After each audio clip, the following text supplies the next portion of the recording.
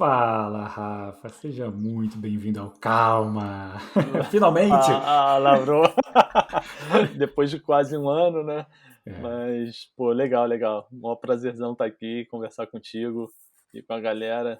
E me senti agora muito preparado e feliz de poder contribuir. show, cara, maravilha. É, engraçado, eu sempre digo pra todo mundo assim que existem dois Rafas na minha vida que são muito importantes, né? Tem você e o Rafa Abreu, que participou aqui, foi o episódio número 17 daqui do podcast. E assim, acho que você não faz nem ideia, né, cara, do quanto você influenciou minha vida acho que nos últimos 2, 3 anos, que a gente se conhece há quanto tempo? Tem por aí, né? É, por aí, né? Foi 2017 que a gente fez. Não, tem mais tempo. Tem Tem mais 5 anos, tempo. né? Tem isso tudo já? Caraca, Já tem isso tudo. eu tô Acho que já envelhecendo tem isso mesmo. tudo. Não foi 2017 que a gente fez lá o negócio da Eu acho que Ampliar e tal? foi. Tô meio perdido, cara, no tempo, mas deve ter sido. Porque a Eu sou pandemia ruim pra também, assim, lembrar de né? tempo. Começa a me perguntar da minha vida assim, o que foi quando aconteceu. Eu falei, "Ih, cara, eu não sei. Não sei, tem que perguntar pra minha mulher que ela sabe tudo, tá ligado? Mas Não, assim, tranquilo. eu acho que já tem esse tempo sim.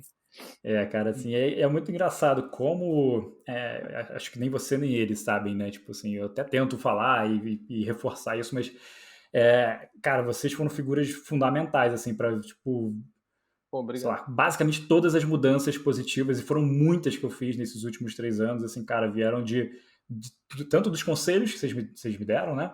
É, quanto das referências também, né? Que eu suguei muito as referências que vocês passavam. Então, assim, cara, foi fundamental. Então, agradecer aqui oficialmente, né? Aproveitar o momento.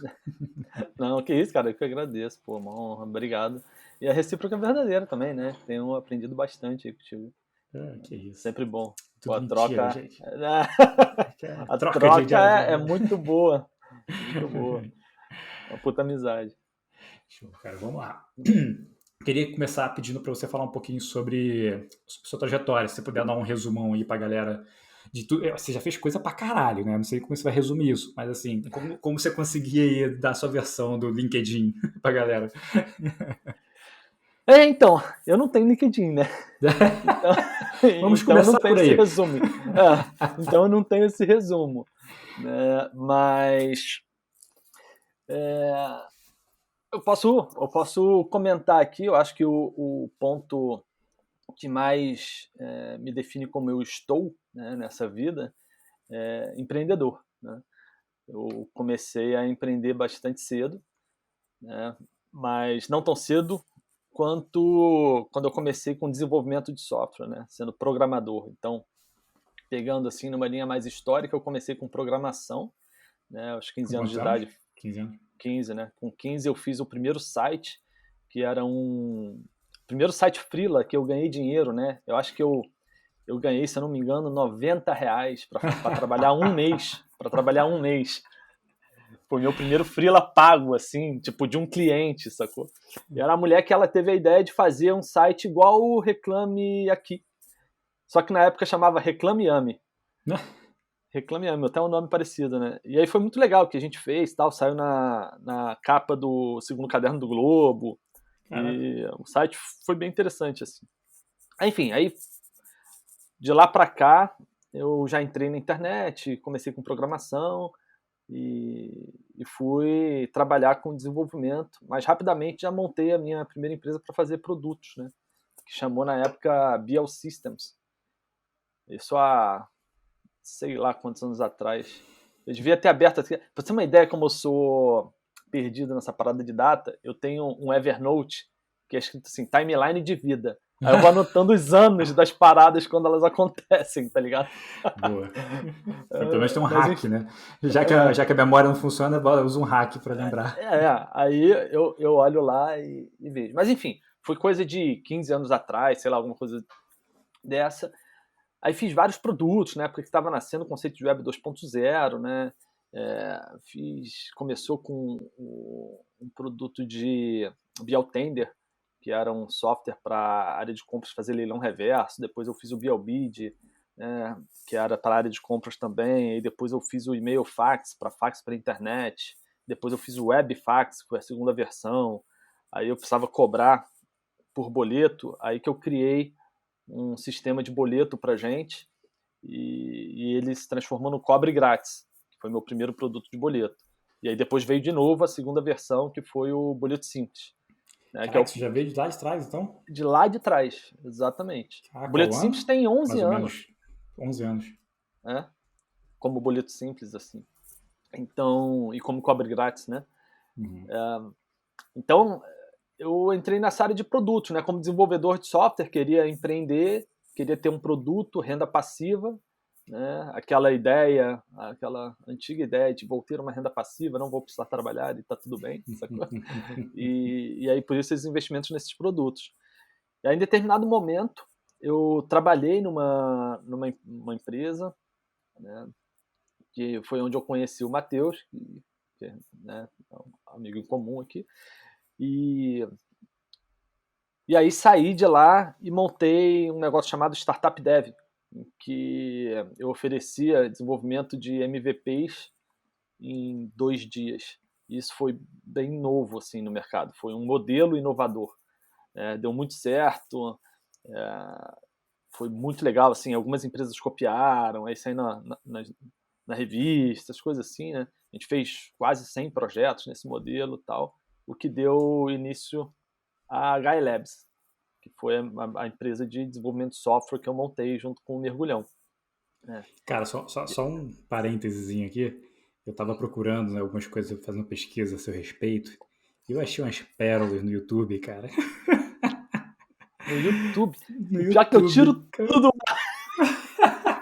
Tá O que tu no canal achou? da Gaia Labs, cara. Tem uns 3 vídeos seus muito Ah, antigos, cara. Tipo, a gente dessa falando da época. cultura, da missão da empresa. Cara, muito sensacional, cara. Eu ia tirar um print pra te mandar, eu esqueci. Vou te mandar depois. Eu vou mandar lá no Não, grupo. eu tô ligado. Não, esses vídeos foram muito legais a gente fazer isso. Porque a gente externou assim, a cultura da empresa, né? E a gente criou um termo lá que eu ouvi do Klaus, que depois veio se tornar nosso sócio também, mas que aqui no meio de tecnologia a gente chama de ducaralice. Né? Então a gente começou a trabalhar o índice de ducaralice da empresa como KPI, como medida para determinar se a gente estava indo bem ou não. Muito Né? bom.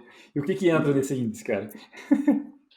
Você Cara, lembra? é o todo, assim, né? Tipo, do ambiente, da cultura, do relacionamento da galera, de como que a gente lidava com todas as pessoas. Né? Esse índice, ele foi refletido no nosso escritório, que foi um escritório, pô, legalzão, com piscina de bolinha, com um barco. Eu comprei um barco aqui, meu irmão, um pescador, transformamos em sofá e botamos lá dentro. Essas coisas, assim, que foi muito uma diversão da época, né? Sim. E uma rede no teto pra galera subir na escada, deitar, essas coisas, né? Então, enfim, Fui lá, participei, mergulhei na piscina de bolinha, fiz foto como todo mundo, marquei a Gaia Labs, que não era Gaia... Na época ainda era Gaia Labs? Eu não lembro. era HLabs, na época era HLabs, isso. E aí depois, enfim, a gente fiquei anos trabalhando nessa empresa, depois ela se transformou, ela se dividiu. A gente fez a Gaia Mobile para desenvolvimento mobile, juntou, abri a Gaia Corp nos Estados Unidos, fechamos, aí dividimos a empresa em outras duas, aí nasceu a Impulso e a Ignos. Né? Aí depois eu entrei para trabalhar na Ignos, na Impulso, né? Fiquei um tempo e nesse meio tempo surgiu a Ampliar Digital, que era a empresa que a gente fez um lançamento de um produto, né, com o Ian Douglas, o Poder Extraordinário, Que foi quando a né, gente se conheceu. que foi quando a gente se conheceu. Né. Trabalhei com vários negócios do Ricardo Sandler, né, é um cara que não é tão conhecido pela galera mais nova, mas ele foi um empreendedor, empresário dos anos 80 que trouxe umas ideias meio revolucionárias, que foram referências para mim, então aí acabei conhecendo, trabalhando com ele. Então fui fazendo vários negócios, me metendo em vários negócios que na época a minha sina era de ser um empreendedor serial, assim, era o que me chamava atenção, né? E aí vivi assim e sempre naveguei entre a área do business, né, de negócios e a área técnica, né, de desenvolvimento de software e juntando, assim, sendo como um cara que conversa muito bem com esses dois mundos, né? Tanto na área de negócio quanto na área de software, na área de tecnologia mesmo, programadores, designers, né, produto e tudo mais. Então, enfim, por último, acabei me metendo um pouco nesse meio de criptomoedas, né? Também fiz algumas coisas lá atrás, em 2017, acho que começou em 2013, mas em 2017 que rolou uns investimentos, aí depois parei e tal, mas minha vida permeia isso entre tecnologia, empreendedorismo, agora criptomoedas, né? Enfim, isso do ponto de vista de carreira, né? Do ponto de vista pessoal, a pergunta é mais para carreira ou é para pessoal também? Cara, vai fundo, se o seu coração mandar. Não, então algumas características eu tenho no meu site, né, das filosofias que eu curto, assim, que eu sigo. Então, uma delas é o minimalismo, né, que também é chamado de simplicidade voluntária. Isso é uma coisa que norteia, assim, um pouco as decisões, é uma parada que eu me identifico e gosto. A outra é o vegetarianismo, né, que tá caminhando para um veganismo, tu nem tá sabendo, mas... Aí é hardcore. Não tô, ainda não. Em verdade, eu comecei como vegetariano, né, há uns também 12 anos atrás, mas depois de 4 anos eu passei a comer peixe quando precisava, quando não tinha tanta opção, né? Aí ultimamente eu estava comendo peixe mais naturalmente no dia a dia, e agora mais recentemente, questão de meses, eu já estou reduzindo bem, assim, questão de 2 meses aí estou reduzindo bastante. E tô meio que me planejando para caminhar para o veganismo, né? Porque é o que está fazendo Mas sentido para por mim. algum motivo específico? Cara, eu acho que é um processo de transformação pessoal mesmo, que eu venho Sim. passando no último ano e que vem me tocando assim assim, eu sempre achei que fazia sentido, né, o veganismo.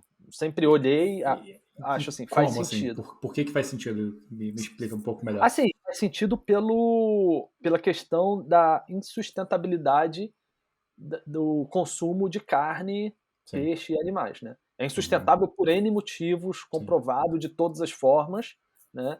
E não é simplesmente uma questão de pena dos animais nem nada, mas eu acho que dentro de um equilíbrio também de nós como seres aqui na Terra, Uhum. eu acho que faz sentido um esforço para que não precisemos matar os Uhum. animais para comer. A gente já tem tecnologia, conhecimento suficiente para isso, né? Uhum. Então, para mim, faz sentido nesse ponto. Mas nunca foi forte o suficiente para eu simplesmente fazer, né? Então, é fácil falar, né? É difícil fazer, mas não é tão difícil assim. Uma questão de preparação. E eu tô com essas ideias na cabeça. É uma coisa que está rondando por agora, assim, essa coisa do veganismo. Mas já tem uma redução drástica de consumo de carne, né, de frutos do mar, né? Porque de carne mesmo, de qualquer outro tipo Mas de eu já não carne que não comia, seja né? fruto do mar, eu já não consumo há muitos anos, né? Uhum. E, enfim. E pro pessoal me conhecer, eu sou casado também, né? Com a Renatinha. A gente está junto há Meninas, tirem o bastante olho. tempo. Não, nem imaginei isso, mas enfim. A gente está junto há 17 anos, fez 17 anos agora esse mês Tem tempo. passado, então é bastante É tempo. a vida. E é super legal, é muito bom. Boa. Sou muito feliz com isso. Boa, cara. Eu não sei se eu consegui resumir, mas enfim, falei um Resumiu, foi pouco de bom, foi tudo bom. aí. Foi bom que eu fiz umas anotações aqui pra gente voltar. Acho que eu vou começar aqui de um ponto que, na verdade, vai falar mais na frente, que é do seu lado empreendedor barra empresário, né? Porque eu já ouvi você se colocar como empresário e empreendedor, que são coisas ligeiramente diferentes, né? Mas acho que hoje você está mais empreendedor do que empresário, né? Mas você falou que você tinha essa sina de ser empreendedor serial. E eu lembro que, assim, sei lá, um ano atrás, mais ou menos, uma das últimas conversas que a gente teve, assim, que a gente falou mais, por mais tempo, né? Você me trouxe, assim, uma visão de, tipo, cara, eu percebi que eu tava fazendo tudo que eu falava para as pessoas não fazerem e tal, cara, com uma porrada de coisa, tentando fazer um monte de coisa ao mesmo tempo, rodar um monte de pratinho, e aí você resolveu tirar tudo parar um pouco para pensar, refletir, assim, me corrija se eu estiver errado, tá? Assim, se a timeline estiver certa, enfim, você parou um pouco para pensar e acabou que você voltou e ficou só no boleto simples hoje, né? Assim, o que causou essa mudança, assim? Você lembra de onde surgiu essa necessidade de, primeiro, de parar e refletir sobre todas as escolhas que tinha feito e de depois escolher ficar só no boleto simples especificamente? Tá, legal, então.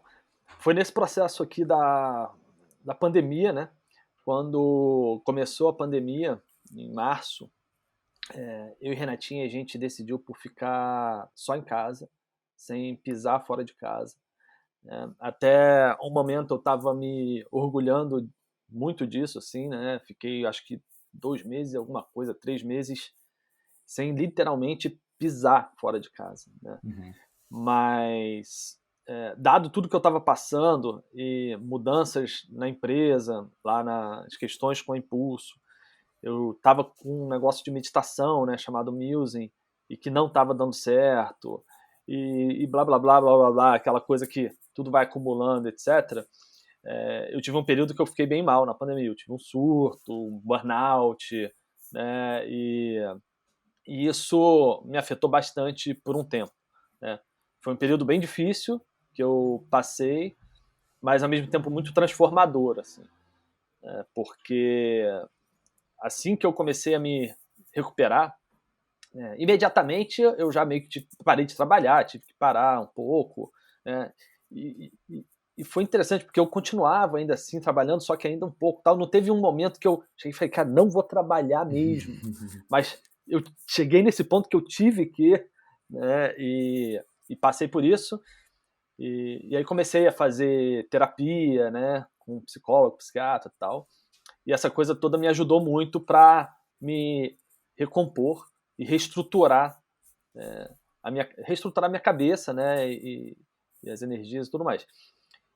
E aí quando eu comecei a repensar, assim, a melhorar, a passar por isso e olhar, né, sobre outra ótica, eu comecei a repensar todas as questões da vida, né, e pensar muito assim, pô, o que foi que me levou até esse momento, né? Uhum. Qual foi a causa, né, de eu ter passado por isso, de eu ter tido esse descontrole emocional e etc. E existem, assim, vem surgindo vários fatores, né? Um deles que, para mim, pareceu muito forte foi a necessidade do controle, de controlar as coisas. Eu descobri isso, né? É presente para algumas pessoas, mas não é um problema para a maioria das pessoas. Mas até onde eu já conversei, algumas pessoas que tinham uma necessidade de controle, naturalmente, até mesmo na forma de falar, né, de controlar a mente, de controlar a situação, de ter o controle sobre as situações, tiveram dificuldades na pandemia, porque a gente se deparou com um momento em que a gente não tinha controle nenhum de nada, né? Então, Sim. antes eu tinha um planejamento, né? Alguns amigos brincavam comigo que eu sabia certinho assim, o ano que eu ia casar, o ano que eu ia ter filho, e já estava tudo planejado, assim, né? Isso é um reflexo de controle, né? Então, eu aprendi isso, eu percebi isso, né? Que tinha essa questão, e aí na pandemia a gente não tem controle sobre o que está acontecendo aí fora, sobre a vida, sobre o que vai acontecer no dia seguinte, né? E aí eu comecei a repensar e reaprender um bocado de coisa. Busquei novas fontes, né? Mudei meu estilo de vida, comecei a estudar coisas diferentes, novas, etc. Mas respondendo a sua pergunta especificamente, né, eu parei para repensar assim, o que é importante e o que é relevante para mim, Uhum. né? E o que eu estava buscando antes, qual era a minha ânsia que me levava a ter esse comportamento. E era uma ânsia por um estado em que eu tivesse uma realização de um empreendedor, de um empresário que construiu a própria empresa com o próprio dinheiro, sem investidor, no bootstrapping, e que vendeu a empresa e ganhou muito dinheiro. Essa Uhum. era a historinha que eu tinha mapeado para mim, que me contaram algum dia e eu acreditei que era legal. E aí eu vi que não precisa, né? Assim, a gente não precisa de nada disso, a gente não precisa de absolutamente nada dessas do que a gente coloca nessas histórias, nessas coisas exteriores, né? E eu falei, pô, dado que eu não preciso, tá tudo bem. Aí comecei a trabalhar a aceitação, né? A aceitação ela é muito poderosa. Então eu tive que aceitar o momento, aceitar as coisas como elas estão, aceitar a condição de que eu precisava fazer uma quarentena e não sair, e não viajar, né? E não estar com meus amigos, mesmo vendo amigos meus saindo e se encontrando e fazendo passeio de barco no Instagram. E Uhum. aí foi todo esse processo que me levou a ficar mais sossegado, a ficar mais quieto, né? E aceitar e me satisfazer com o que eu tenho, dar valor ao que eu tenho também.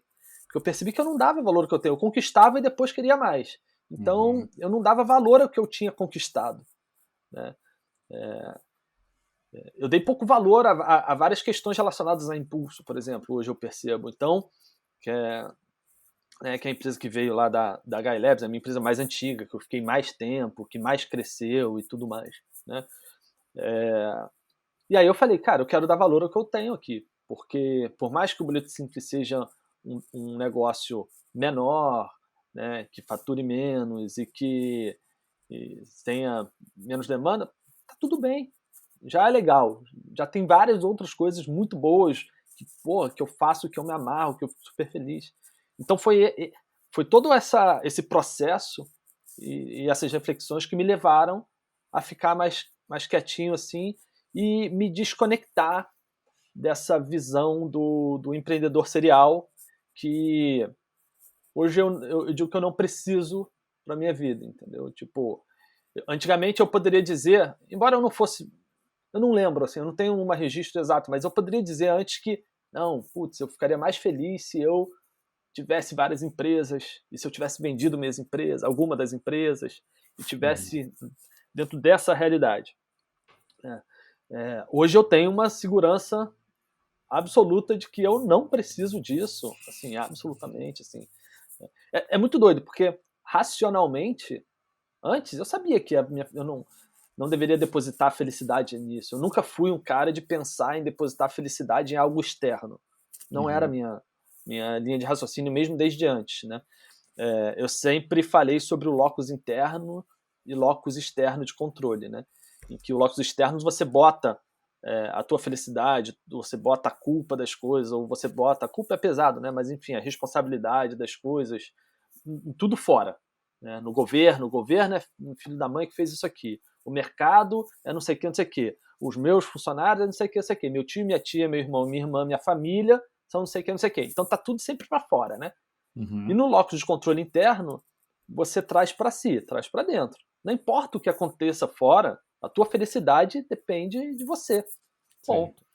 Né? Isso é a verdade que eu tenho. Então eu já tinha isso antes, mas emocionalmente eu tinha gatilhos e tinha incentivos que me levavam a fazer coisas e querer, né? Ter vontades e querer um estágio que eu não tinha atingido ainda. Né? Claro, querer melhorar, querer evoluir é bom, Uhum. mas se frustrar por não chegar ou coisa do gênero que é o problema, né? Sim. É curioso ouvir você falar assim, porque eu lembro, assim, você era um cara que tipo, tinha conseguido mudar muita coisa da sua vida, né? Assim, no sentido de conseguir ser um nômade digital, né? Então viver viajando, enfim, tinha todas essas questões assim de que davam a impressão de que você não tinha essa vaidade, né? Esse desejo do empreendedor que vendeu a empresa, enfim, era a sensação que eu tinha de fora. E aí é até curioso ouvir você falar isso, porque eu acho que essa história, né, que você tinha na sua cabeça, todo mundo que empreende tem, né? Porque é a história que a gente ouve, que conta e que seduz a gente, que a mídia vai falar o tempo inteiro, enfim, é o que a gente acaba desejando ali, mesmo que a gente tente fingir que não, né?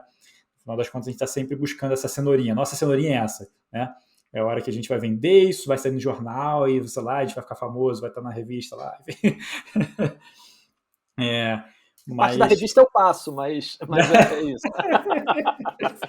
Porque eu sou um cara meio avesso a mídias, né? Mas sim. beleza. Mas beleza. Mas Mas concordo. é até engraçado, assim, tipo, ouvir você falar sobre você ter descoberto isso em você mesmo. Porque eu acho que você talvez nem falasse sobre isso porque você tinha uma imagem sua e isso estava, de repente, muito interno. Não sei dizer, assim, não sei explicar, mas era muito mais uma coisa interna do que uma coisa que você externalizava. Porque, para mim, você não passava essa história, por exemplo, entendeu? Isso eu quis dizer.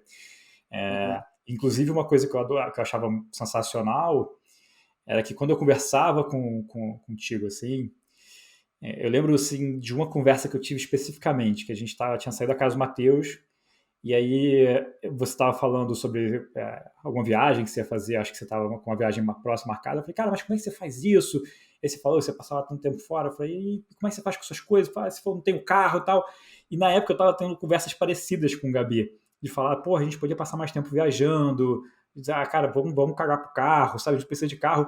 Eu falei assim, pô, esse maluco, ele é quem eu tô planejando ser.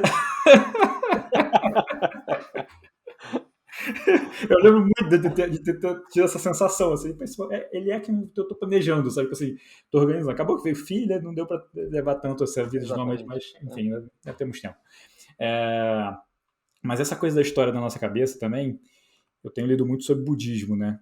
E o budismo fala muito sobre como todas essas histórias que passam na nossa cabeça, né? Elas são, assim, são o budismo não sabe, nem a ciência sabe de onde vem a consciência, né? O pensamento consciente. E isso é muito doido quando você para pensar. E essa voz que tem dentro da gente, né? Que está o tempo inteiro ali, tipo, dando incentivos ou, na maioria das vezes, cobrando, né? Porque normalmente a gente está muito mais olhando para o que a gente não tem do que para o que a gente tem. Essa voz meio que não existe, né? Tipo, é uma coisa que surge do nada.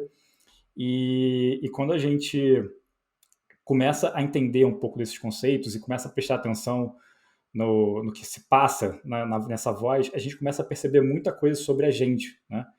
E esses detalhes, assim, sabe? Do tipo, cara, por que eu tô me cobrando isso? Ah, porque eu quero ter, sei lá, mais clientes. Mas por que eu quero ter mais clientes? Ah, porque eu acho que eu preciso ter mais dinheiro. Mas por que eu preciso ter mais dinheiro? Ah, porque eu acho que, sei lá, porque eu quero mostrar isso para alguém, porque eu quero ser melhor, eu quero, tipo, cara, são várias coisas que surgem e que a gente não faz ideia, na verdade, do que dispara, né? E eu acho que se todo mundo parasse um pouco para refletir, muitos desses conceitos cairiam por terra. E aí eu vou trazer uma fala que eu ouvi sua aqui, eu no podcast com o Ian, inclusive, seu primo, que foi convidado aqui também no podcast, sensacional. E você fala que acho que você tinha lido o livro do Tim Ferriss, né, o 4 Hour Work Week, e aí você percebeu que você botou algumas filosofias, adotou umas filosofias, né, que era tipo não trabalhar para ter mais dinheiro, mas para ter mais tempo e usar o tempo como recurso mais importante da vida. E assim, mesmo você tendo isso como filosofia, você ainda estava caindo nessa armadilha, né, de ficar ocupado para conseguir realizar uma coisa tipo que era por motivos que você não faz nem ideia, né, de onde surge a gente com essa vontade de vender uma empresa, ser o cara bem sucedido da história que você conta para você mesmo. Mas eu queria que você falasse um pouco desse momento em que você começou a pensar mais sobre o tempo e como que isso influenciou a sua vida, que eu sei que tem uma influência muito grande, né, na forma de você viver a sua vida, inclusive. Sim, legal.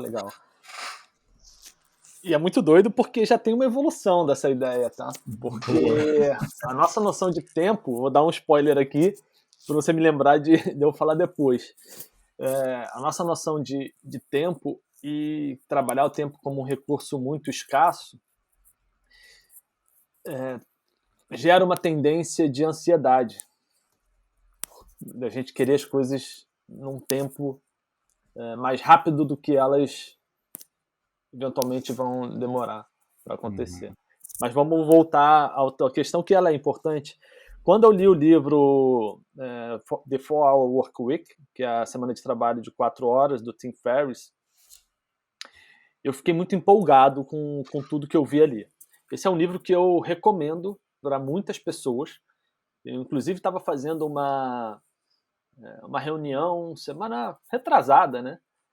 Aí o cara era de uma empresa, assim, um cara meio sério. Tava ele e uma outra mulher do comercial. E aí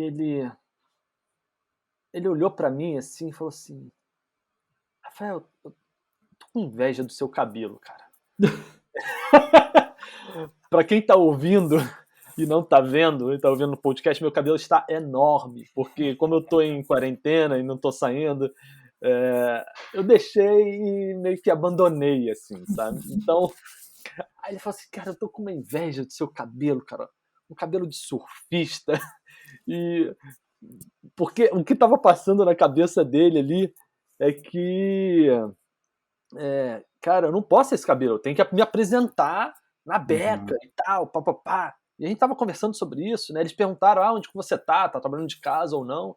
Aí eu comentei que eu tava aqui em Búzios agora, que a família da minha mulher tem uma casa aqui, a gente tá ficando por aqui. E aí eles, nossa, isso é muito legal, e não sei o quê. Aí foi o papo por aí, né? Eu falei, eu já morei em vários lugares, já fiquei como nômade digital. Ela, meu sonho e tudo mais. Eu falei, vamos fazer o seguinte, então. Acabando a reunião aqui, você entra aí na Amazon, toma o link, aí mandei o link, lê esse livro.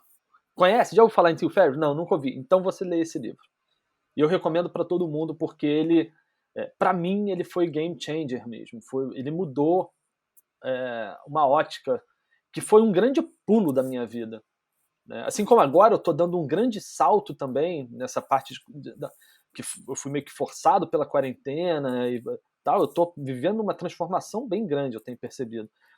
E nessa época que eu li do Tim Ferriss, eu estava trabalhando, foi a única empresa que eu trabalhei na vida, empresa dos outros, né, assim, eu trabalhei durante 3 anos, eu ia para o escritório no centro da cidade, eu morava em Niterói, o escritório era no centro da cidade do Rio, né, pegava as barcas, ia até lá, trabalhava durante o dia e voltava para casa, todos os dias. Então era um emprego muito normal para quem trabalha com computador, né, escritório, etc. E aí eu li esse livro do Tim Ferriss e falei, cara, eu vou aplicar isso na minha vida. Né? Até sentado uma vez, lá no centro, bebendo uma cerveja com o Matheus e com o Henrique, eu falei disso. Falei, não, é isso que eu quero para minha vida. Aí o Matheus até me deu uma zoada, assim, ele falou, então você tá falhando miseravelmente, porque você tá aqui agora, não sei quem, ainda falou assim. Eu falei, não, é uma questão de tempo, calma, eu vou chegar lá. E de fato consegui, porque, cara, quando a gente coloca alguma coisa na cabeça, de verdade, a gente consegue, não existe dificuldade. Dificuldade é uma verdade que você compra. Né? Boa frase. Então, a gente faz. Né? Se você for parar para pensar historicamente para trás, o que você realmente quis, você fez, cara. Uhum. Os recursos aparecem. E o que eu aprendi nesse livro foi dar mais valor ao tempo do que ao dinheiro. Basicamente, no que diz respeito a qualquer negociação que você vai fazer com o chefe, no trabalho e tudo mais. O que significa isso, basicamente? Ao invés de eu trabalhar para ganhar mais dinheiro, para aumentar o meu poder de compra, eu trabalho para ganhar mais tempo e aumentar o meu poder de realização. E eu consigo isso através de uma negociação de tempo de trabalho, seja tendo mais flexibilidade para ganhar tempo, por exemplo, no trabalho remoto, você ganha tempo de deslocamento, ou seja, reduzindo a jornada de trabalho, mesmo que você vai receber menos dinheiro. Porque, eventualmente, o que você vai fazer com esse tempo a mais pode te gerar mais dinheiro do que o dinheiro que você reduziu. Né? Então, essa é a mentalidade que ele joga. E não só isso, ele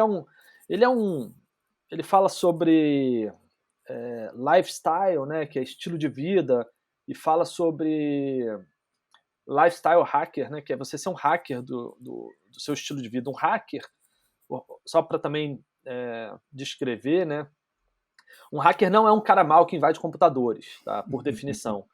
Tem até uma nomenclatura para isso. Esse cara é o cracker. O hacker é o cara que ele entende muito bem de um sistema a ponto de subvertê-lo. Uhum. Seja para o mal ou seja para o bem. Né? Então, o conceito de hacking é você dominar uma parada para você poder tirar o melhor benefício dali. Tá? Então, ele, por exemplo, leu todas as regras lá de um campeonato e descobriu, de um campeonato de luta, e descobriu que jogando os adversários para fora do ringue ele ganhava uma pontuação a mais. E ele não precisava de muita técnica para isso, nem muita força. E ele ganhou um campeonato aplicando isso, basicamente. Então ele foi um hacker. Ele dominou o sistema. Ele entendeu o sistema e achou uma brecha para poder explorar e ganhou um campeonato sem ser o maior técnico e sem ser o mais forte. Sim. E vale dizer que o livro começa com ele ganhando o campeonato de tango na Argentina. Também. E aí é fantástico essa ideia de você explorar e ter outras atividades também, usar o seu tempo livre para fazer outras atividades e masterizar essas outras atividades.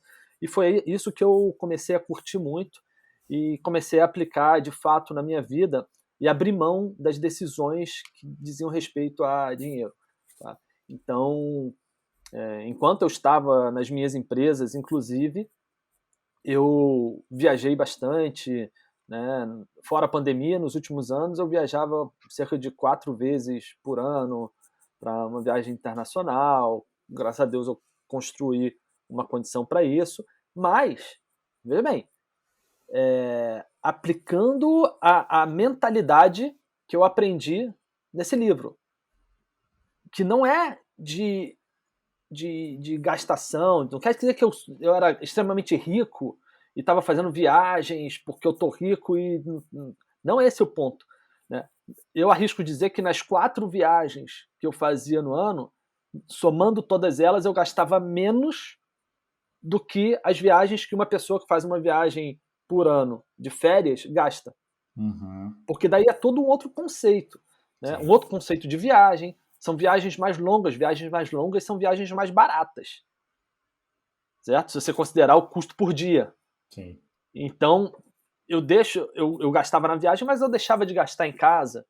Né? Esse é o conceito do nome digital. Então, enfim, às vezes a gente ouve um negócio desse, o cara viaja muito, ou viajou muito e tal, não sei o quê, para quem tem dinheiro é fácil e tal, mas não se trata disso. Se trata de toda uma reorganização das prioridades para conseguir fazer aquilo acontecer. Então, dali que veio a priorização para as viagens, a questão de não ter carro, de não ter coisas. Né? A gente chegou a ter 2 carros populares, né? Eu e minha mulher, a gente vendeu os 2 e ficou sem nenhum, usando Uber na época.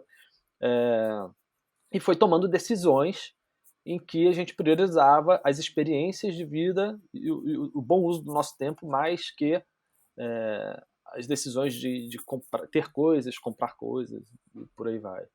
Sim. E para uma pessoa que, sei lá, se interessa, apesar de a gente estar no meio da pandemia, né? Esse estilo de vida está mais difícil agora. Mas para uma pessoa que está pensando, assim, qual é, sei lá, a principal dica que você poderia dar, assim, para começar a se organizar para ser nômade digital, por exemplo? Ler o livro. Né? Assim, ler o livro. Nem todo mundo quer ser nômade digital, né? Assim, existem vários conceitos de nômade digital, por exemplo. Tem um conceito lá do Vinícius Teles e da Patrícia Figueira, que é o casal Partiu, né, que é o nômade perpétuo. Eles são os nômades, é o primeiro casal nômade perpétuo do Brasil. Tá? Então eles saem de um lugar, vai para o outro, e vai para o outro, e vai para o outro, e vai para o outro. Esse outro pode ser o Brasil, mas não importa. Né? Então ele realmente não tem uma casa. Tá? Então a minha dica para esse ponto específico seria segui-los. Entra lá, casal Partiu, e busca a Patrícia Figueira e o Vinícius Teles e você vai achar, porque eles falam só sobre isso, eles são especialistas nisso. No meu caso, eu fui um nômade digital, mas eu tinha minha casa, minha residência em Niterói, né? E eu ia para o lugar, ficava um tempo e voltava. Depois eu ia de novo e voltava. Ia e voltava. É uma outra dinâmica, né? Eu fiquei 2 anos e pouco fazendo dessa forma. Às vezes eu ficava aqui 2, 3 semanas só, para ir para mais 3 meses fora. Então, mas são dinâmicas diferentes. Então, a minha dica seria seguir, buscar mesmo, em termos práticos, precisa de uma organização financeira, assim, não de você ter muito dinheiro ou guardar muito dinheiro, isso não, né? Mas você tendo um fluxo de grana do seu trabalho, né, é bom você reduzir os seus custos ao máximo aqui. Então, a gente fez isso, né? A gente simplificou muito a vida para poder, quando você estiver viajando, não ter outros custos por aqui. Sim, custo fixo, né? Custo fixo, né, e tal. Então é mais nesse aspecto, assim. Mas com relativamente pouco dinheiro é possível viajar, e aí quanto mais dinheiro, quanto menos dinheiro você tem, dá para você ter mais conforto ou menos conforto, né? Enfim, mas é viável, e para uma pessoa que tem, que mora numa cidade grande, tem os custos tradicionais que todo mundo tem, né, talvez com filho, mas com carro, com todos os, né, TV por assinatura, plano de saúde e não sei o que, bababá, aquela história toda, é possível até viver de forma nômade gastando menos. E isso o Vinícius ensina e ele é caso vivo disso, assim. Sensacional. Boa. E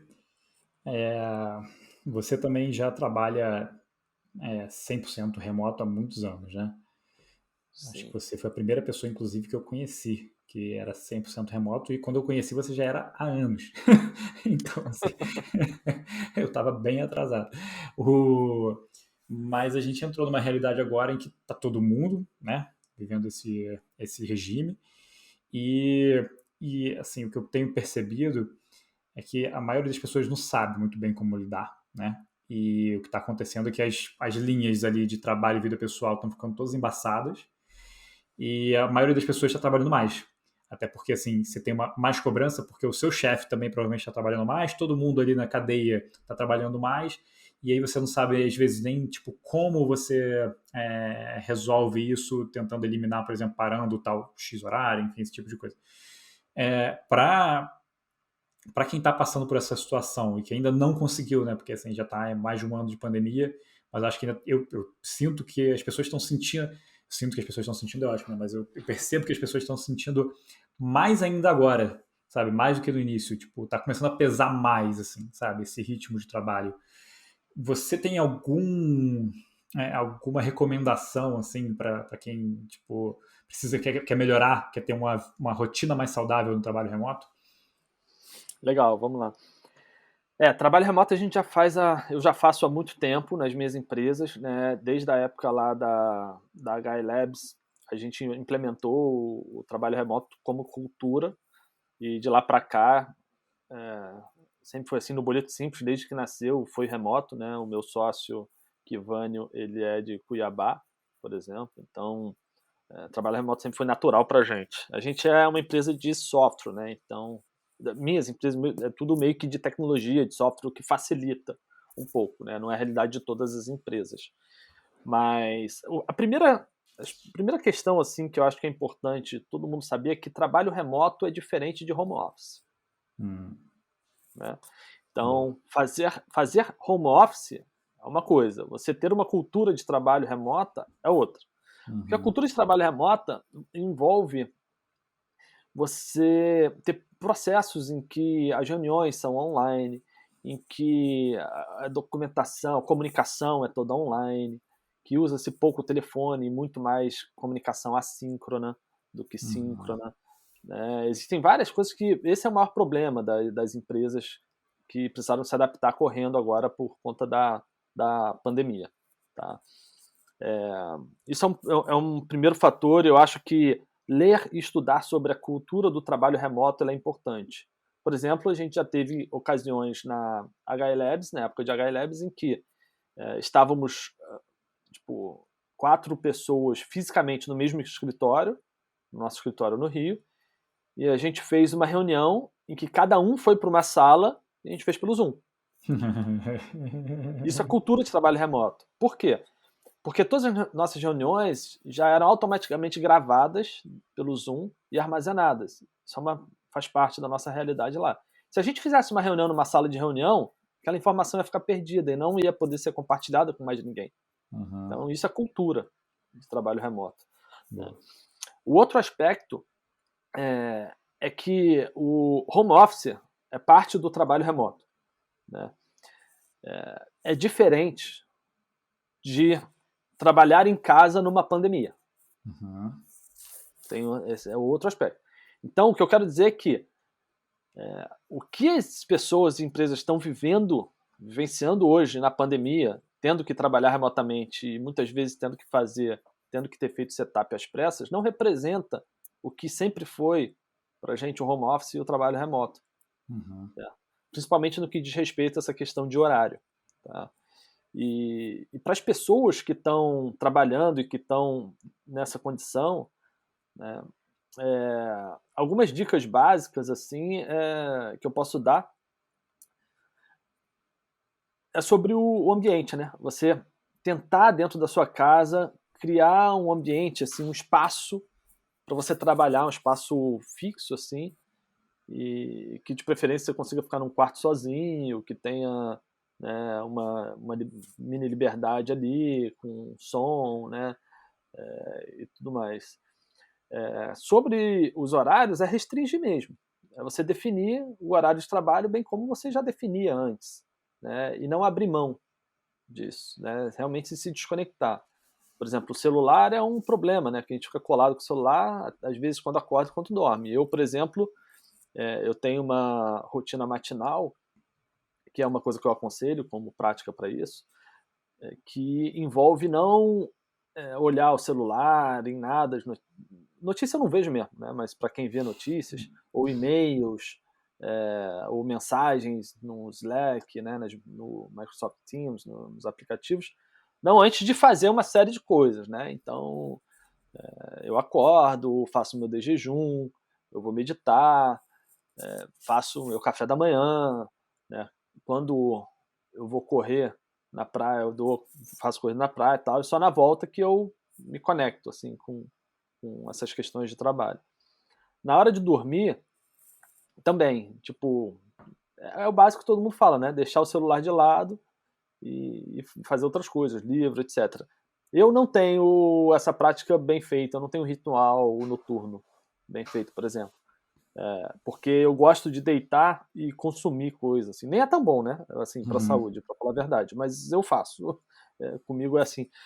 E eu fico, às vezes, vendo um vídeo, né? Eu tô vendo muita coisa de criptomoeda e fico vendo as coisas de criptomoeda e tal, assim, mais de noite. E, enfim, mas as dicas eu acho que são mais ou menos por aí, né? Você criar um ritual matinal, você se desconectar, né, dos canais de comunicação em determinados horários, você restringir o teu horário, ter um, um ambiente, né? E se puder, criar triggers mentais para você se dizer, você deixar claro para você que você está no momento de trabalho. Isso Uhum. também é legal. Eu tenho um amigo que mora na Alemanha que o trigger mental que ele criou foi de colocar o tênis. Então, quando ele estava de tênis dentro de casa, ele estava trabalhando.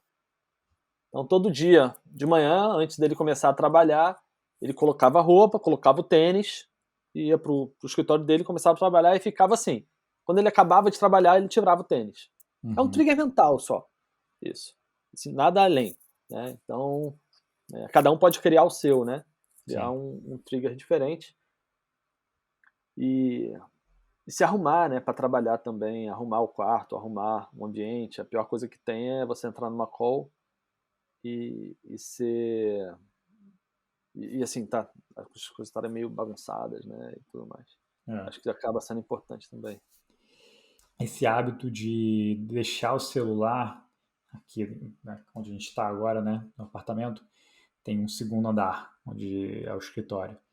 Então, assim, cara, foi o que me salvou, porque quando assim, tem os dias, especialmente que eu tô mais estressado, é isso, eu largo o celular aqui e só vou ver depois de tomar o café da manhã do dia seguinte. Quando eu vejo, de vez em quando ainda deixo para ver mais tarde. E que é um hábito que é difícil, assim, de se implementar, mas, cara, é tão relevante, porque hoje mesmo, por exemplo, eu acordei, aí eu tava com o celular lá embaixo e eu olhei o WhatsApp, tinha mensagem de cliente reclamando de coisas que eram, assim, para mim não faziam sentido.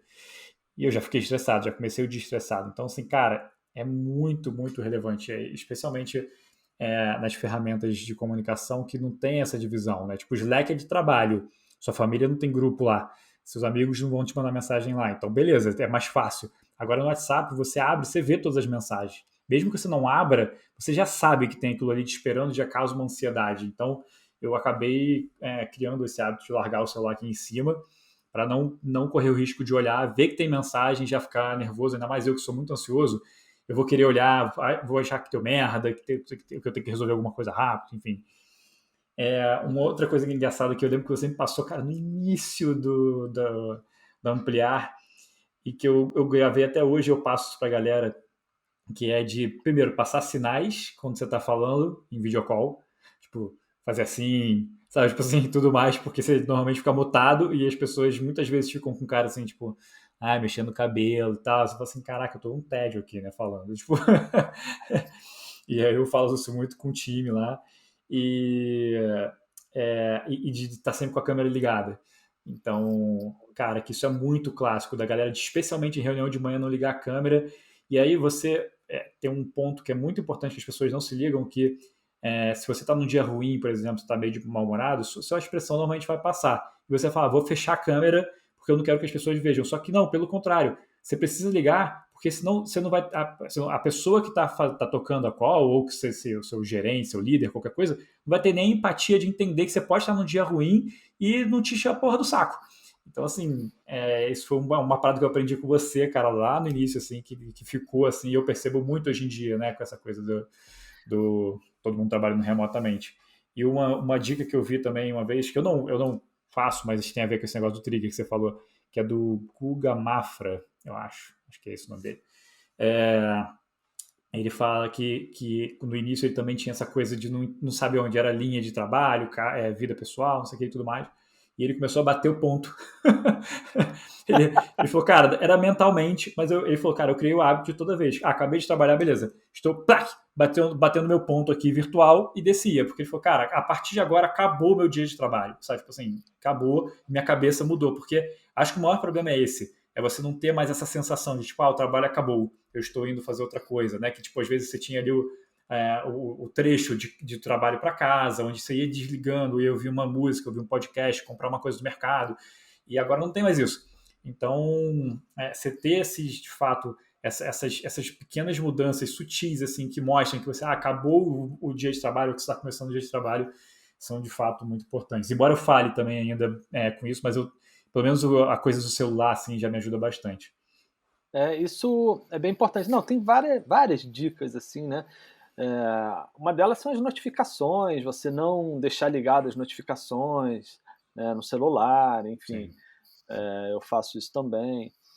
Sobre essa coisa da câmera que você falou, é realmente muito importante. As pessoas não sabem o quão importante é, porque quando a gente está conversando, se vê, melhora o nível da comunicação de um outro grau, assim, é outro Sim. patamar, né?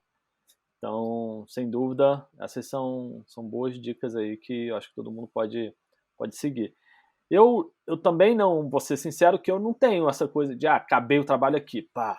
Tipo, eu não faço isso de uma forma tão rígida, mas também não me incomoda, não me atrapalha. Aí eu Uhum. sei maneirar bem. E eu gosto muito também de dar umas paradas durante o dia, eu acho que isso é importante, a gente faz reuniões, às vezes muito uma depois da outra, né, bem direto assim, e você parar para sair, dar uma volta, voltar, se permitir, né, ter outras atividades mesmo no meio da tarde, eu acho que é legal também. Assim. Sim, verdade. Cara, uma das suas características que eu acho que é muito marcante, pelo menos quando eu te conheci, eu lembro que eu ficava. Foi uma coisa que me impactou, é que você é um cara muito sincero, né?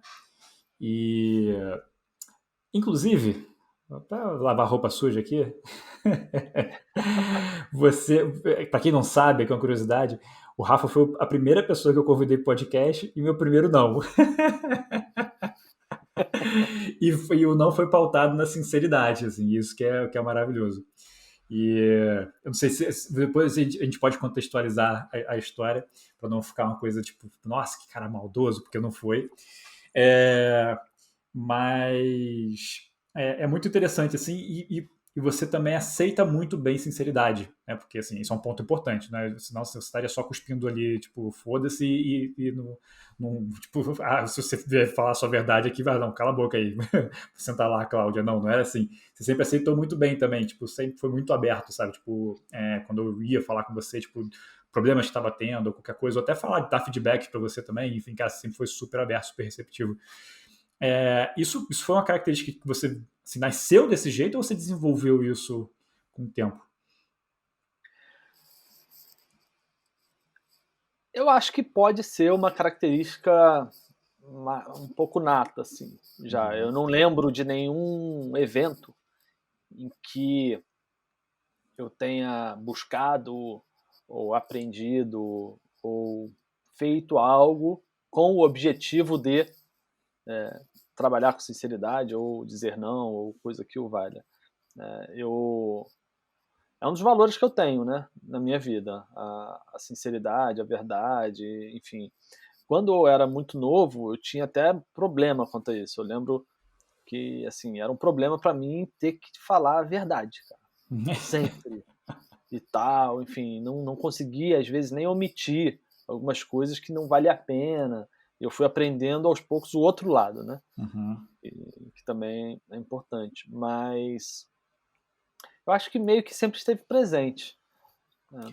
E além da infância, assim, tipo, você teve mais velho, você teve algum momento que isso atrapalhou ou você acha que ajudava mais do que atrapalhava? Porque assim, Não, já tiveram. porque o brasileiro ele não é um cara que está muito acostumado, né? Não é um povo que está muito acostumado com essa sinceridade. Assim, vamos ser sinceros. É porque tem várias facetas, né? A gente pode ser sincero sem ser agressivo, Sim, a gente pode ser sincero sem ser grosso, a gente sim, pode ser sincero sem ser um cavalo. sim. E a gente pode ser sincero com muita amorosidade. Mas o meu problema é que eu não era só sincero. Eu era um cavalo muitas vezes. Então me fez muito mal, claro. Inclusive, todos os tipos de relacionamento, não só trabalho, como família e tal. E eu, enfim, hoje eu já não acho que eu sou tanto assim, né? Porque antes eu era sincero, mas eu fazia questão de ser assim, Uhum, sabe? Tipo aquela coisa, não, isso é valor, tem que ser assim, senão é palhaçada. Não, pô, o outro, eu tô falando que o outro que aceite, coisas do gênero, né? Mas agora uhum, não, eu entendo que a gente pode ser bastante sincero e bastante cauteloso na forma de falar e cuidadoso nas palavras, que é o mais legal, né?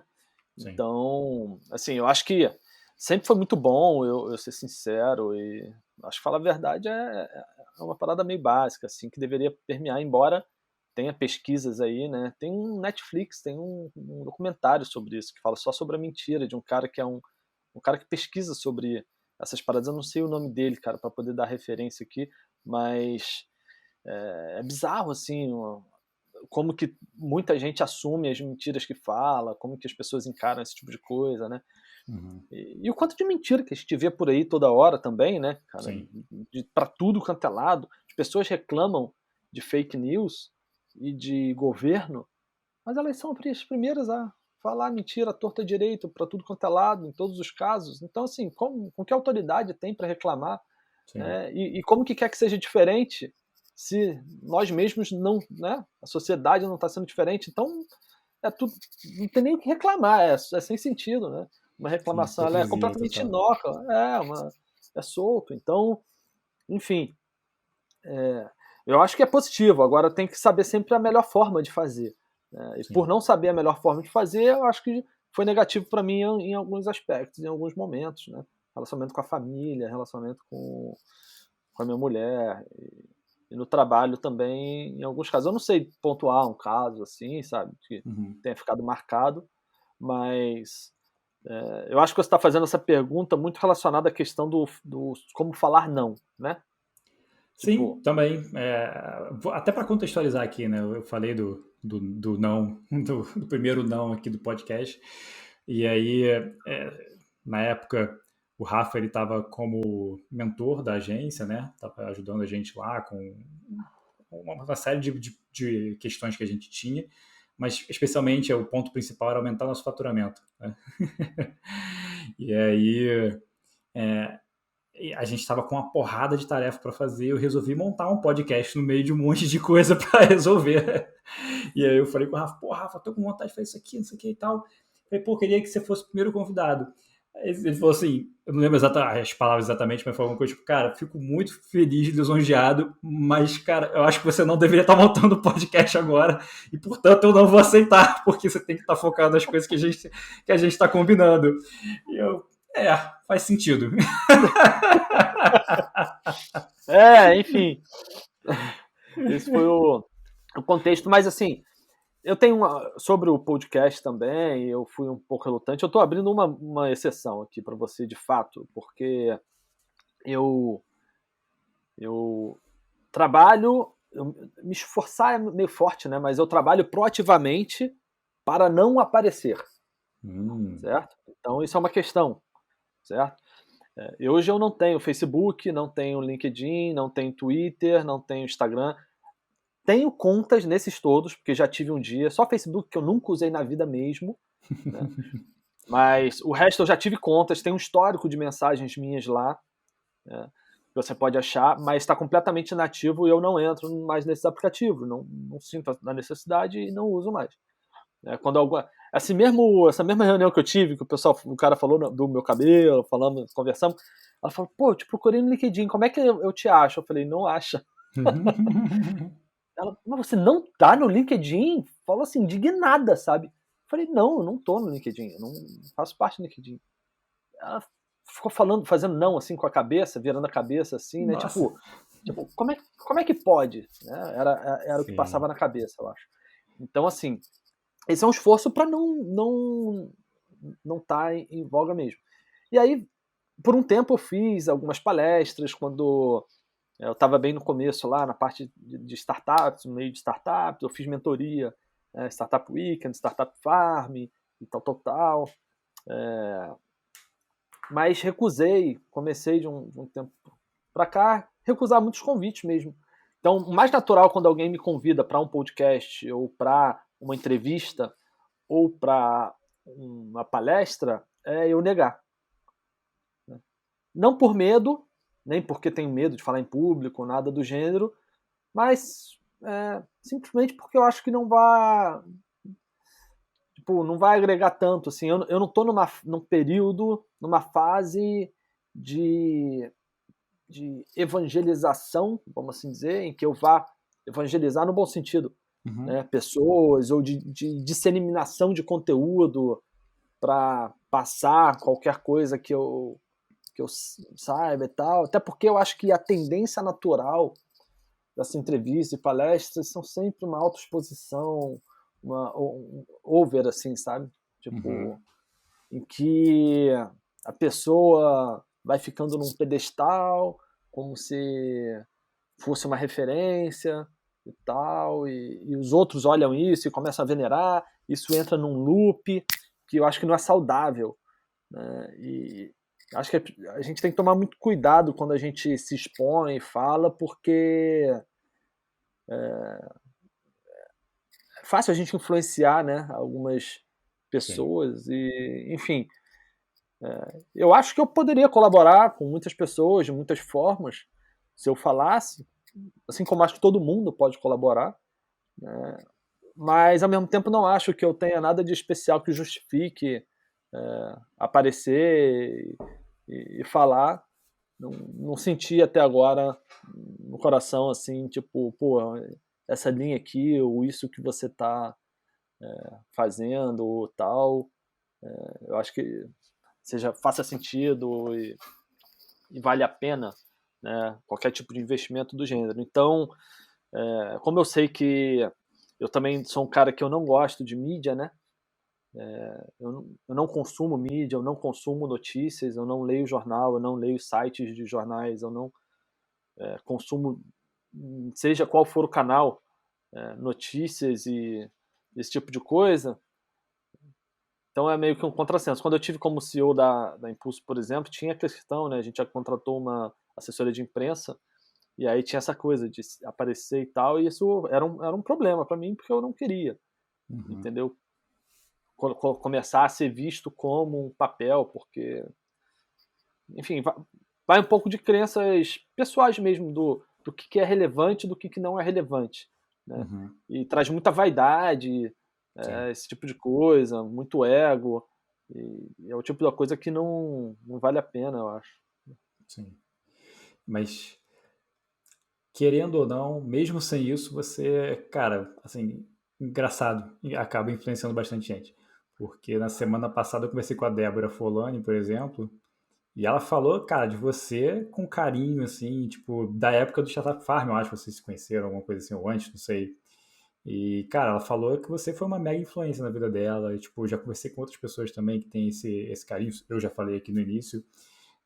Sim, É, mas eu só acho legal, eu acho bom isso, eu acho legal isso, e reconheço, e agradeço, assim, reconheço que isso acontece.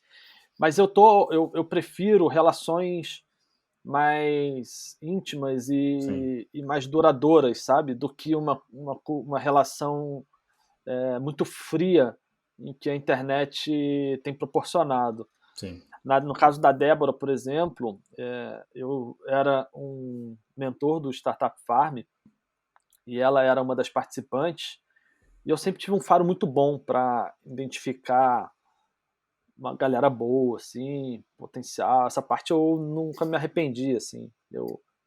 Das vezes que eu fiz e tudo mais, eu gostei do resultado depois.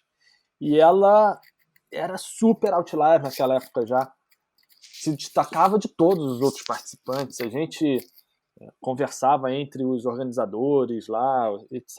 Cara, que menina é essa, cara? E ela fez uma animação que eu falei, animal. E quando ela disse que ela tinha vontade de trabalhar com isso, fazer isso, eu falei, eu vou ser o seu primeiro cliente, então. E Legal. assim foi.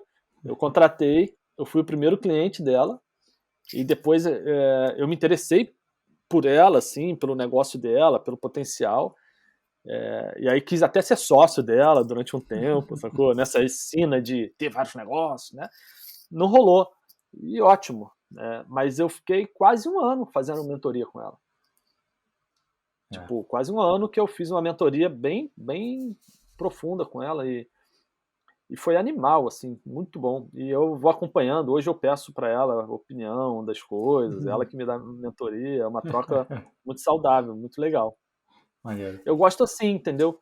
Porque a gente constrói alguma coisa mesmo, né? De Sim. verdade. Hoje em dia eu tenho feito também as mentorias, não de forma mais. Com ela foi gratuita, porque foi o que eu estava fazendo na época. Né? Depois eu fiz as mentorias profissionais, né? Como a gente fez juntos também. Uhum. E hoje eu tenho feito com alguns amigos, mas sem cobrar, assim. Sem essa coisa de.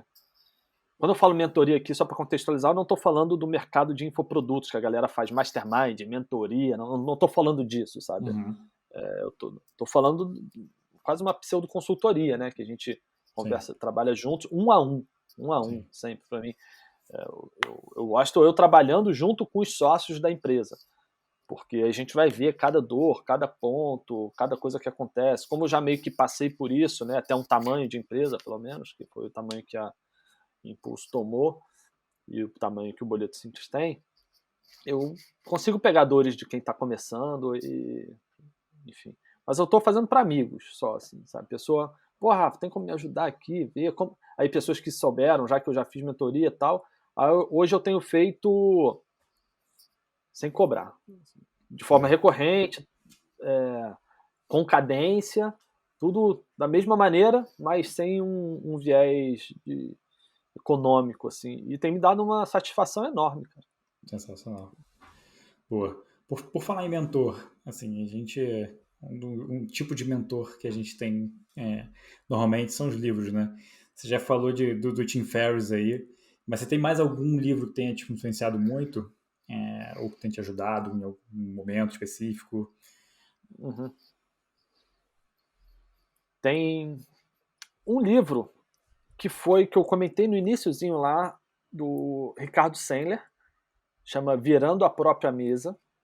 Esse Uhum. é um livro antigo, mas ele me influenciou muito. Eu digo que o Ricardo Sandler foi o maior influenciador para eu determinar como que eu queria montar a cultura das minhas empresas, assim como o Tim Ferriss foi o maior influenciador de como eu desenhei a minha vida. Uhum. Foram essas duas figuras, assim. E esse livro, Virando a Própria Mesa, conta a história do Ricardo Sandler, que pegou o empreendimento do pai e das coisas que ele implementou na empresa que foram bem revolucionárias para a época. E eu gostei do estilo rebelde dele, né, de fazer as coisas de forma diferente e provar que dá certo. Sim. E foi isso que eu quis fazer, né? A piscina de bolinha, por exemplo, que teve na Gaia Labs, tem uma história por trás. Eu conversando com um amigo meu, né, eu falando, não, eu vou montar empresa animal, tipo Vale do Silício aqui e tal, não sei o que. O cara, não, mas não dá para fazer aqui no Brasil. Aí eu falei, por que não dá? Não, porque daí aqui não dá, CLT, imposto, e não sei o que, daí não tem condição, não sei o que, papá. Eu falei, não, a gente vai botar, né, um montão de coisa lá e tal. Aí ele mesmo falou, né, seria maneiro ter tipo uma sala de reunião que fosse uma piscina de bolinha. Você abre a sala, entra na sala de reunião e faz a reunião dessa piscina de bolinha. Aí veio meio que a ideia daí, né, e eu falei, não, vai ser possível. Então representou para mim ser possível fazer uma empresa diferente, uma empresa com uma cultura diferente e tal, né? Então essa ideia eu sempre gostei. Eu bebi um pouco da fonte do Ricardo Sandler. Isso muitos anos antes de eu conhecê-lo, né? Eu nem imaginava em conhecê-lo, assim, tal. Depois que eu vim a conhecê-lo, a gente trabalhar junto, fazer negócio juntos, fui sócio dele por um tempo em vários negócios e foi bem legal. A gente fez negócio lá eu aprendi bastante, ele me deu acesso a muitas pessoas que eu não teria acesso com facilidade, me abriu algumas portas e caminhos, que me fez permear por alguns grupos, por exemplo, grupos de CEOs, presidentes de grandes empresas aqui no Brasil, para eu saber bem o que eu não quero também. Então, Boa. mas esse foi um livro. Agora, do ponto de vista sem ser empresarial, assim, pessoal, teve um livro que eu li mais recentemente, agora nessa minha última fase, vamos assim dizer, que foi o Poder do Agora, do O Eckhart Tolle. Poder do Agora. Uhum. Esse livro, para algumas pessoas, é um livro místico, que elas chamam, que é um livro que cada vez que você lê, você tem uma interpretação diferente, né? Uhum. Já tive amigo meu que começou a ler e parou no meio, e tiveram algumas pessoas que gostaram demais, assim. Mas é um best-seller, né, com milhões de cópias vendidas. Ele é tido como um guru, assim, de espiritualidade como um todo, sem ligação com religião. E ele traz um conceito que para mim foi muito game changer, assim, que é o conceito da separação de nós, assim, como ser e da nossa mente. Uhum. Tá? Eu olhei essa questão por uma ótica que eu nunca tinha olhado antes.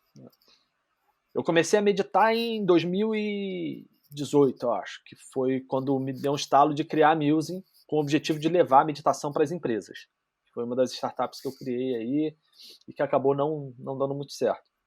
E aí eu entrei para esse mundo da meditação, do mindfulness e tudo mais. Pá. Então, já tinha alguma ligação. Mas quando eu li o livro O Poder do Agora, embora ele em alguns momentos seja até bastante repetitivo, né, eu achei muito bom, porque ele vai explicando sobre óticas diferentes a mesma coisa. E o entendimento sobre o que é o viver o agora, para mim, se aprofundou bastante. Né? Bastante, assim. Né? Porque a gente ouve, né? Cara, a vida é o momento presente. Sim. É esse instante. O passado não existe mais. O futuro ainda não chegou.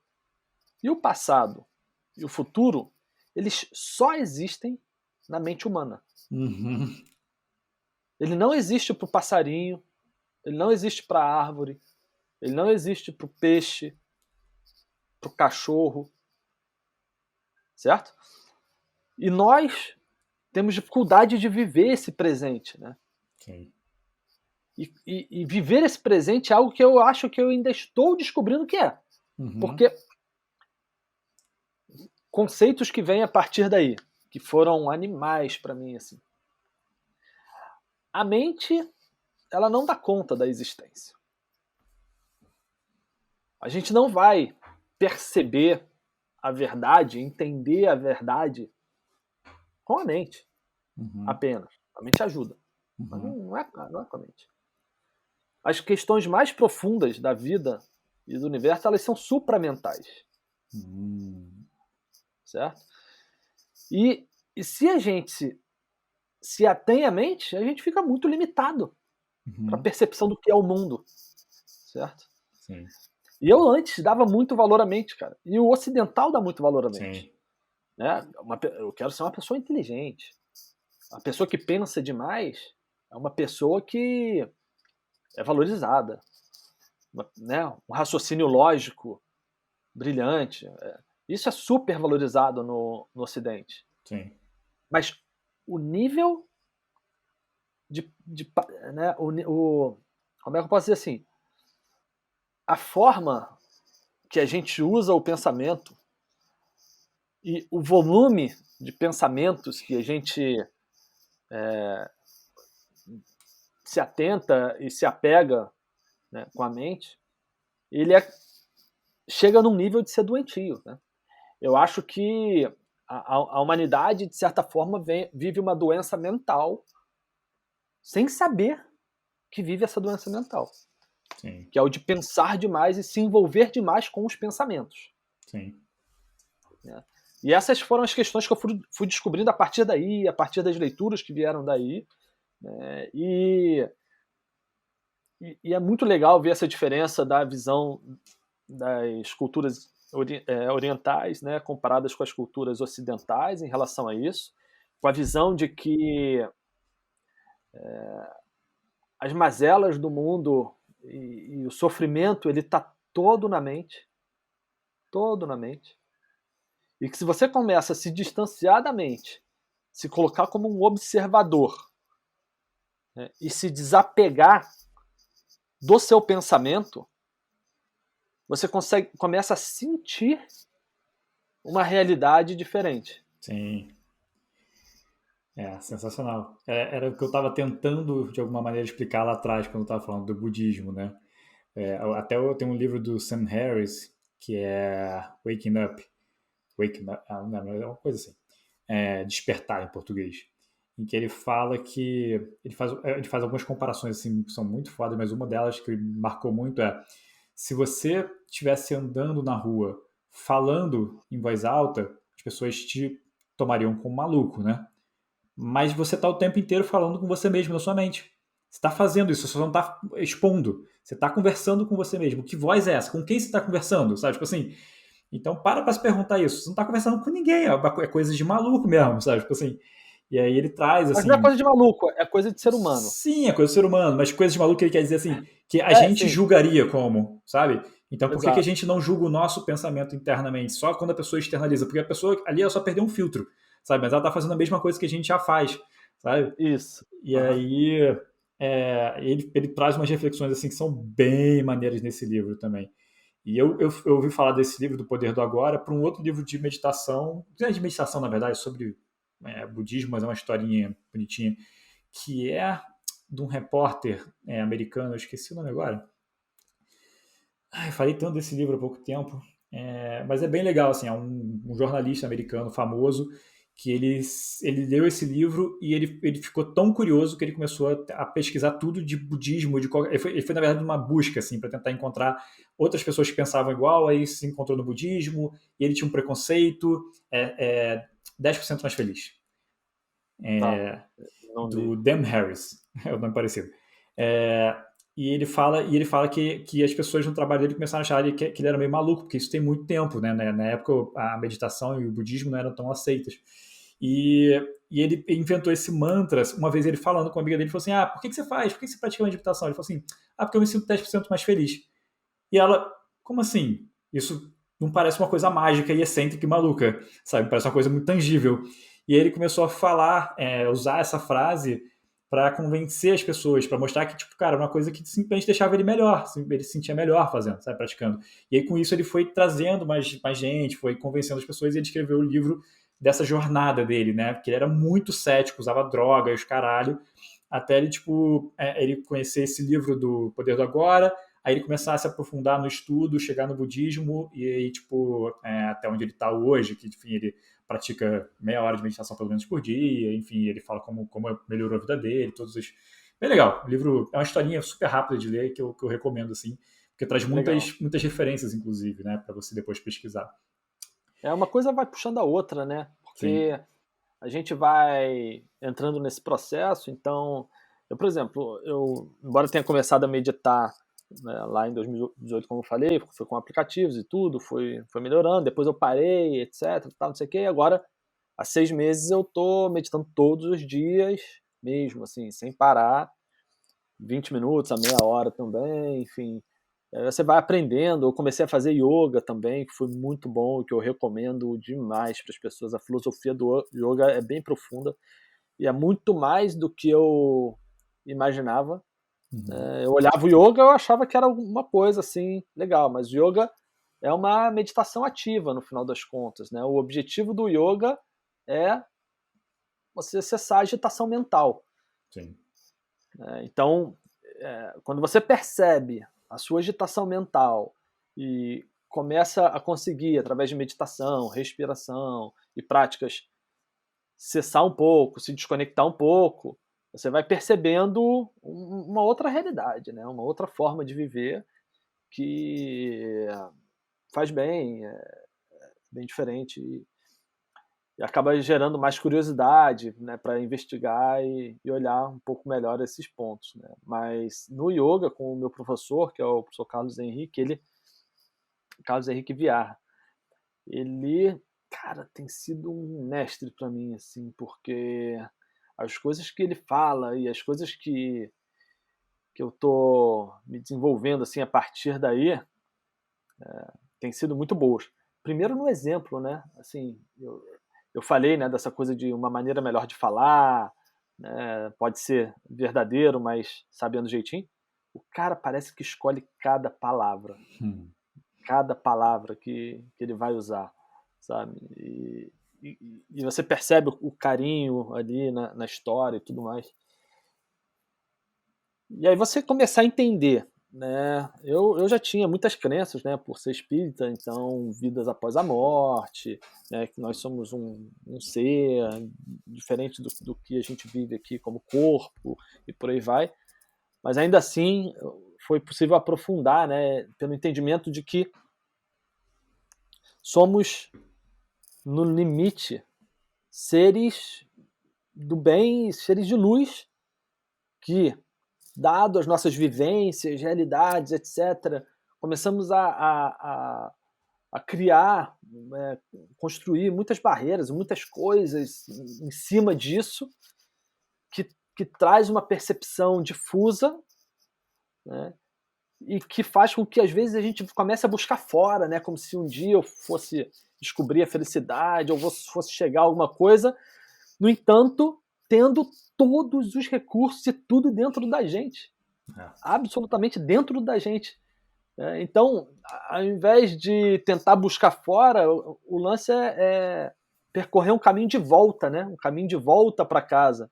Sim. Então, aí quando você vai entendendo essas questões e percebendo, etc., vai abrindo um campo de possibilidades muito grande, assim, para viver numa situação mais tranquila, mais em paz, né? Independente do que aconteça externamente. Boa, cara. Acho que é um bom lugar pra gente encerrar o bate-papo, cara. Rafa, brigadaço pelo seu tempo, cara. Obrigado pela generosidade de ceder e abrir mão da sua do seu sigilo aí, da sua privacidade.